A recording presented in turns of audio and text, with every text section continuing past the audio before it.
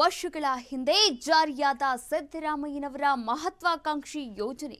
ಆ ಯೋಜನೆಯಲ್ಲಿ ಬಗೆದಷ್ಟು ಭ್ರಷ್ಟಾಚಾರ ಬಯಲು. ಮೂಡ ಏನು, ವಾಲ್ಮೀಕಿ ಏನು, ಇವನ್ನೆಲ್ಲ ಮೀರಿಸಿದೆ ಈ ಬೃಹತ್ ಹಗರಣ. ನಿಖರ ದಾಖಲೆ ಸಮೇತ ಬಿಚ್ಚಿಡ್ತೀವಿ. ಅನ್ನದಾತನ ಹೆಸರಲ್ಲಿ ನಡೀತಿರೋ ಭ್ರಷ್ಟತೆಯ ಪೂರ್ಣ ವಿವರ. ಇದೇ ಇವತ್ತಿನ ವಿಶೇಷ ಭಾಗ್ಯದ ಕೊಳ್ಳೆಗಾರರು. ನಾನು ಕಾವ್ಯ ಆಚಾರ್.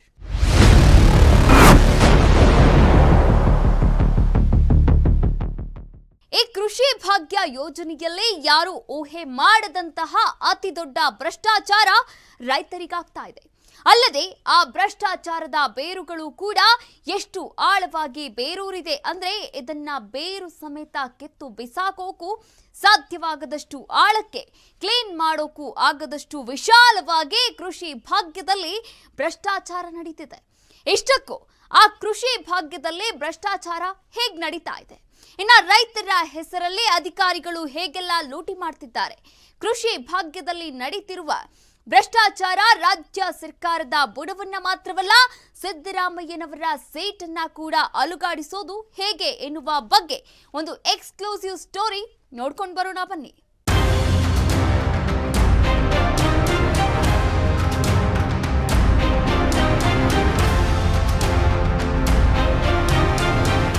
ವೀಕ್ಷಕರೇ, ಅದರಲ್ಲೂ ರಾಜ್ಯದ ರೈತರೇ, ಇದು ನಿಜಕ್ಕೂ ನಿಮ್ಗಳ ಹೆಸರಲ್ಲಿ ನಡೆಯುತ್ತಿರುವ ಹಗರಣ. ನಿಮ್ಮ ಹೆಸರು, ನಿಮ್ಮ ಫೋಟೋ, ನಿಮ್ಮ ವಿವರ ಇವೆಲ್ಲವನ್ನ ನಿಮ್ಮಿಂದಲೇ ಪಡೆದುಕೊಂಡು ನಿಮಗೆ ಮೋಸ ಮಾಡ್ತಿದ್ದಾರೆ. ಹೀಗೆ ಮೋಸ ಮಾಡ್ತಿರೋದು ಬೇರೆ ಯಾರು ಅಲ್ಲ, ಸರ್ಕಾರಿ ಸೇವೆಯಲ್ಲಿರುವ ಕೆಲ ಭ್ರಷ್ಟ ಅಧಿಕಾರಿಗಳು. ಇವರು ಮಾಡೋ ಕೆಲಸದಿಂದಲೇ ಸಾವಿರಾರು ಕೋಟಿ ಹಣ ಮಂಗಮಾಯವಾಗ್ತಾ ಇದೆ. ಈ ಹಣ ಎಲ್ಲಿಗೆ ಹೋಗಿ ಸೇರ್ತಿದೆ ಅನ್ನುವ ಲೆಕ್ಕ ಕೂಡ ಸಿಗದಂತೆ ಜನಸಾಮಾನ್ಯರಿಗೆ ಸರ್ಕಾರಕ್ಕೆ ಪಂಗನಾಮ ಹಾಕ್ತಿದ್ದಾರೆ.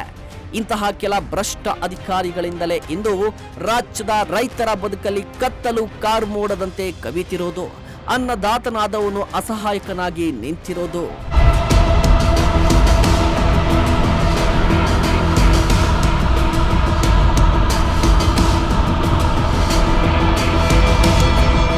ವೀಕ್ಷಕರೇ, ಇದು ನೀವು ನಂಬಲೇಬೇಕು. 2013ರಲ್ಲಿ ಸಿದ್ದರಾಮಯ್ಯನವರು ಮೊದಲ ಬಾರಿಗೆ ರಾಜ್ಯದ ಸಿಎಂ ಆಗಿ ಪ್ರಮಾಣ ವಚನ ಸ್ವೀಕಾರ ಮಾಡಿದ್ರು. ಅನ್ನಭಾಗ್ಯದಂತಹ ಯೋಜನೆಯನ್ನ ಕೂಡ ಕೊಟ್ಟರು. ಆದ್ರೆ ಅದಾದ ಬಳಿಕ 2015ರಲ್ಲಿ ರಾಜ್ಯದ ರೈತರ ಹಿತ ಕಾಯೋಕೆ ಅಂತಾನೆ ತಮ್ಮ ಮಹತ್ವಾಕಾಂಕ್ಷಿ ಯೋಜನೆ ಜಾರಿ ಮಾಡಿದ್ರು. ಆ ಯೋಜನೆಯೇ ಕೃಷಿ ಭಾಗ್ಯ. ಆದರೆ ಇವತ್ತು ಈ ಕೃಷಿ ಭಾಗ್ಯ ಯೋಜನೆಯೇ ಕೆಲ ಅಧಿಕಾರಿಗಳ ಪಾಲಿಗೆ ಕೊಳ್ಳೆ ಭಾಗ್ಯವಾಗಿ ಬಿಟ್ಟಿದೆ.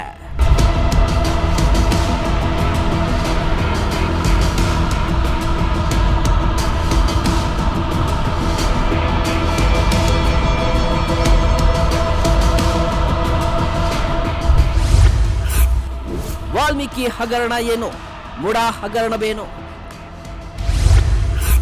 ಕೃಷಿ ಭಾಗ್ಯ ಹಗರಣದ ಮುಂದೆ ಅವೆರಡು ಕೇವಲ ತೃಣ.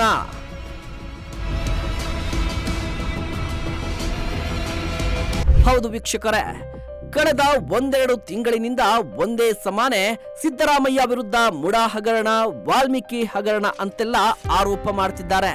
ಕೇವಲ 85 ಕೋಟಿಯ ವಾಲ್ಮೀಕಿ ಹಗರಣವನ್ನೇ ಅತಿ ದೊಡ್ಡ ಹಗರಣ ಅಂತ ಬಿಂಬಿಸ್ತಾ ಇದ್ದಾರೆ. ಅಷ್ಟೇ ಅಲ್ಲ, ಆ ಆರೋಪಗಳಿಂದಲೇ ಸಿದ್ದರಾಮಯ್ಯನವರು ರಾಜೀನಾಮೆ ನೀಡಬೇಕು ಅಂತ ವಿಪಕ್ಷಗಳು ಪಟ್ಟು ಕೂಡ ಹಿಡಿದಿದ್ವು. ಆದ್ರೆ ಈ ಮೂಡ ಹಗರಣ, ವಾಲ್ಮೀಕಿ ಹಗರಣಗಳಿಗೆ ಹೋಲಿಸಿದ್ರೆ ಕೃಷಿ ಭಾಗ್ಯದಲ್ಲಿ ನಡೆಯುತ್ತಿರುವುದು ಹಗರಣ 10, 100 ಅಲ್ಲ, 1000 ಪಟ್ಟು ದೊಡ್ಡದಾಗಿದೆ. ರಾಜ್ಯದ ರೈತರು ಮಾತ್ರವಲ್ಲ, ಶ್ರೀಸಾಮಾನ್ಯರು ಕೂಡ ಊಹಿಸದಷ್ಟು ಕರಾಳವಾಗಿದೆ ಇಲ್ಲಿ ನಡೀತಿರೋ ಭ್ರಷ್ಟಾಚಾರ.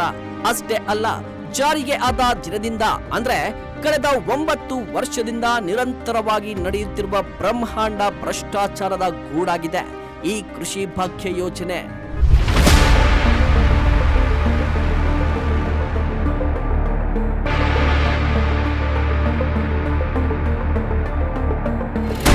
ವೀಕ್ಷಕರೇ, ಇಷ್ಟಕ್ಕೂ ಈ ಕೃಷಿ ಭಾಗ್ಯ ಯೋಜನೆಯಲ್ಲಿ ಭ್ರಷ್ಟಾಚಾರ ಎಷ್ಟರ ಮಟ್ಟಿಗೆ ನಡೆಯುತ್ತಿದೆ ಅನ್ನೋದನ್ನ ನೋಡೋಕ್ಕೂ ಮುನ್ನ ಈ ಕೃಷಿ ಭಾಗ್ಯದಲ್ಲಿ ರೈತರಿಗೆ ಏನೆಲ್ಲ ಸೌಲಭ್ಯಗಳು ಸಿಗಬೇಕು, ಎಷ್ಟೆಲ್ಲ ಅನುಕೂಲಗಳು ಆಗಬೇಕು ಅನ್ನುವ ಬಗ್ಗೆ ಹೇಳ್ಬಿಡ್ತೀವಿ ನೋಡಿ.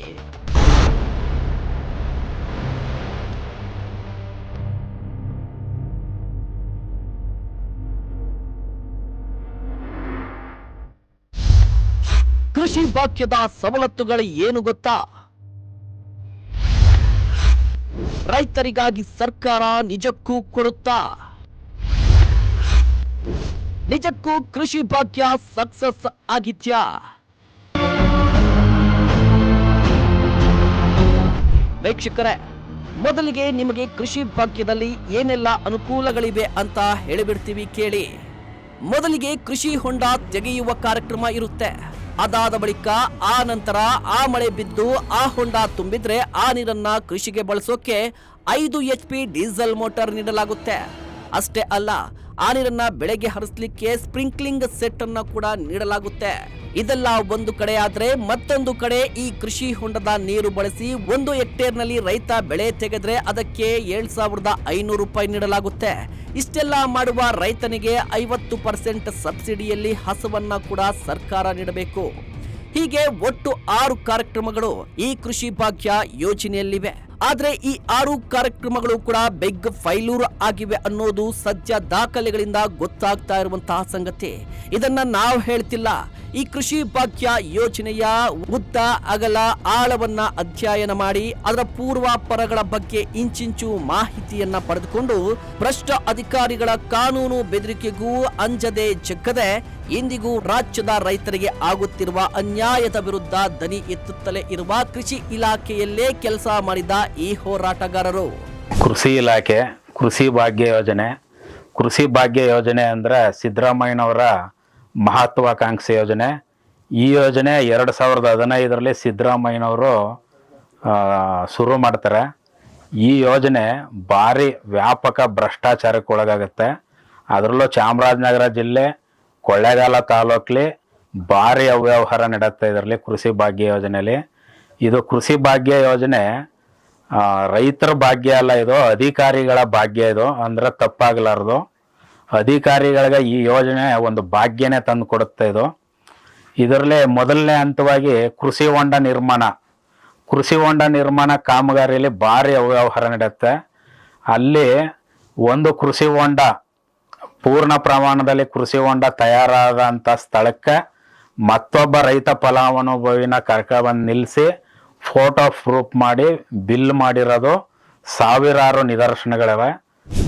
ವೀಕ್ಷಕರೇ, ಒಟ್ಟಿನಲ್ಲಿ ಕೃಷಿ ಭಾಗ್ಯ ಯೋಜನೆಯಲ್ಲಿ ನೂರುಗಳಲ್ಲಿ ಅಲ್ಲ, ಸಾವಿರ ಕೋಟಿಗಳಲ್ಲಿ ಹಗರಣ ಕಳೆದ 9 ವರ್ಷದಿಂದ ನಡೆಯುತ್ತಲೇ ಇದೆ. ಇದನ್ನ ಯಾರಾದ್ರೂ ದಾಖಲೆ ಸಮೇತ ಪ್ರಶ್ನಿಸಿದ್ರೆ ಅಂತವರ ವಿರುದ್ಧ ಭ್ರಷ್ಟ ಅಧಿಕಾರಿಗಳು, ಕೆಲ ಭ್ರಷ್ಟ ಜನಪ್ರತಿನಿಧಿಗಳು ಸುಳ್ಳು ಕೇಸ್ ಹಾಕೋದು, ಕಾನೂನು ಸಂಕಷ್ಟಕ್ಕೆ ಸಿಲುಕಿಸೋದೆಲ್ಲ ಮಾಡುವ ಪರಿಸ್ಥಿತಿ ನಿಷ್ಠಾವಂತ ಹೋರಾಟಗಾರರಿಗೆ ಎದುರಾಗ್ತಾ ಇದೆ. ಇಂತಹ ಭ್ರಷ್ಟ ಅಧಿಕಾರಿಗಳನ್ನ ಬುಡ ಸಮೇತ ಕಿತ್ತು ಬಿಸಾಕಬೇಕು ಅಂತಾನೆ ಅಶ್ವವೇಗ ನ್ಯೂಸ್ ಕೃಷಿ ಭಾಗ್ಯದಲ್ಲಿ ರಾಜ್ಯದ ರೈತರಿಗೆ ಆಗಿರುವ ಅನ್ಯಾಯ, ಅಕ್ರಮ ಭ್ರಷ್ಟಾಚಾರವನ್ನ ಹಂತ ಹಂತವಾಗಿ ನಿಮ್ಮ ಮುಂದೆ ತೆರೆದಿಟ್ಟಿದೆ. ಕೊಳ್ಳೇಗಾಲ ತಾಲೂಕು 2015ರಿಂದ 19ರವರೆಗೆ ನಿರಂತರವಾಗಿ ಕೃಷಿ ಭಾಗ್ಯ ಯೋಜನೆ ಚಾಲನೆಯಲ್ಲಿರುತ್ತೆ. ಈ ಒಂದು ಯೋಜನೆ ಚಾಲ್ತಿಯಲ್ಲಿದ್ದಂಥ ಪ್ರದೇಶಗಳಾದ ಅನೂರು, ಲೊಕ್ಕನಹಳ್ಳಿ, ರಾಮಾಪುರ ಮತ್ತು ಪಾಳ್ಯ, ಕೊಳ್ಳೇಗಾಲ ಕಸಬಾ ಇಷ್ಟು ಹೋಬಳಿಗಳಲ್ಲಿ ಸಾವಿರಾರು ಕೃಷಿ ಹೊಂಡಗಳು ಕಣ್ಮರೆಯಾಗಿವೆ. ಸಾವಿರಾರು ಅನ್ನೋದಕ್ಕಿಂತ 90% ಕೃಷಿ ಹೊಂಡಗಳು ಎಲ್ಲೂ ಇಲ್ಲ.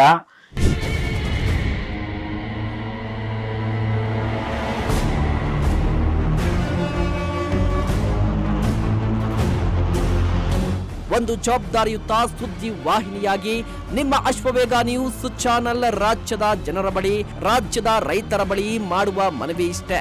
ನಿಮ್ಮ ಊರುಗಳಲ್ಲೂ ನಿಮ್ಮ ಹಳ್ಳಿಗಳಲ್ಲೂ ಕೃಷಿ ಭಾಗ್ಯ ಯೋಜನೆಯಲ್ಲಿ ಇಂತಹ ಭ್ರಷ್ಟಾಚಾರ ಮಾಡಿರುವ ಅಧಿಕಾರಿಗಳು ಇದ್ದೇ ಇರ್ತಾರೆ. ಅಂತಹ ಭ್ರಷ್ಟ ವಿವರಗಳನ್ನ ನಿಮ್ಮ ಅಶ್ವವೇಗ ನ್ಯೂಸ್ ಜೊತೆ ಹಂಚಿಕೊಳ್ಳಿ. ಮಾಹಿತಿ ಹಂಚಿಕೊಂಡವರ ವಿವರವನ್ನ ಗೌಪ್ಯವಾಗಿ ಇಡೋದು ಮಾತ್ರವಲ್ಲ, ರೈತರ ಬದುಕುಗಳನ್ನ ಕಿತ್ತು ತಿನ್ನೋ ಅಧಿಕಾರಿಗಳಾದ್ರೂ ಸರಿ, ಜನಪ್ರತಿನಿಧಿಗಳ ಆಗಿದ್ರೂ ಸರಿ, ಯಾರನ್ನು ನಿಮ್ಮ ಅಶ್ವವೇಗ ನ್ಯೂಸ್ ಚಾನೆಲ್ ಅಷ್ಟು ಸುಲಭದಲ್ಲಿ ಬಿಡುವುದಿಲ್ಲ. ಅದಕ್ಕೆ ಸ್ಪಷ್ಟ ನಿದರ್ಶನವಾಗಿ ನಿಲ್ಲಲಿದೆ ಈ ಕೃಷಿ ಭಾಗ್ಯ ಯೋಜನೆಯ ಕರ್ಮಕಾಂಡ. ಇಷ್ಟಕ್ಕೂ ಈ ಕೃಷಿ ಭಾಗ್ಯ ಯೋಜನೆಯ ಬಗ್ಗೆ ರಿಯಾಲಿಟಿ ಚೆಕ್ ಮಾಡಲು ಹೊರಟಾಗ ನಮ್ಮ ಅಶ್ವವೇಗ ತಂಡಕ್ಕೆ ಗೊತ್ತಾದ ಶಾಕಿಂಗ್ ಸುದ್ದಿಗಳೇನು ಎನ್ನುವ ಬಗ್ಗೆ ಕಂಪ್ಲೀಟ್ ಸ್ಟೋರಿ ನೋಡೋಣ ಒಂದು ಸ್ಮಾಲ್ ಬ್ರೇಕ್ನ ನಂತರ.